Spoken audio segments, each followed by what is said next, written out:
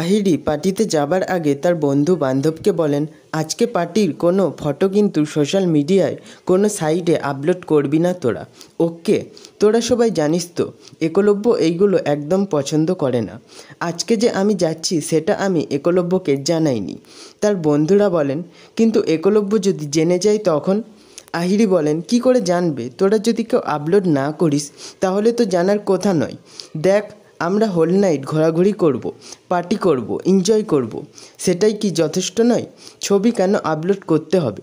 আর তাছাড়া আমি একলব্যকে বলে রেখেছি, আজকে আমি খুব টায়ার্ড, আজকে আমি তাড়াতাড়ি ঘুমিয়ে পড়ব, আমাদের কালকে কথা হবে, সেসব চাপ নেই। শুধু এটুকু খেয়াল রাখিস যে কোনোভাবে ফটো যেন কোথাও আপলোড না হয় প্লিজ। এরপর আহিরিরা সকলে পার্টির জন্য বেরিয়ে পড়ে। আহিরি সেই পার্টিতে একলব্যকে ফোন করে। একলব্য সবটা জেনে যায়, কেননা একলব্য বাড়ি ফেরার পথে আহিরি আর তার বন্ধুদেরকে দেখতে পায়। একলব্য ফোন ধরে বলেন, হ্যাঁ আহিরি বলো। আহিরি বলেন, হ্যাঁ একলব্য, আমি বলছি আমি তাহলে ঘুমিয়ে পড়ছি, তুমি ডিনার করে নিও। একলব্য বলেন, তোমার ঘুম পেয়ে গেছে বুঝি?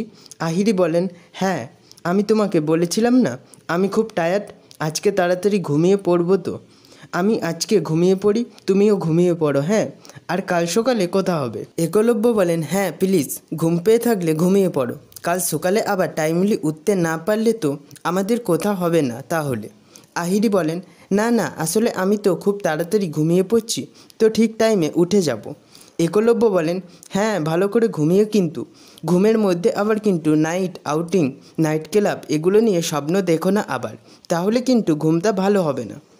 তখন আহিরি ঘাবড়ে যায় এবং বলেন, মানে এভাবে কেন বলছো তুমি? তুমি তো জানো আমি কখনো কোনো বন্ধুর সাথে নাইট আউট বা পার্টি এগুলো করি না।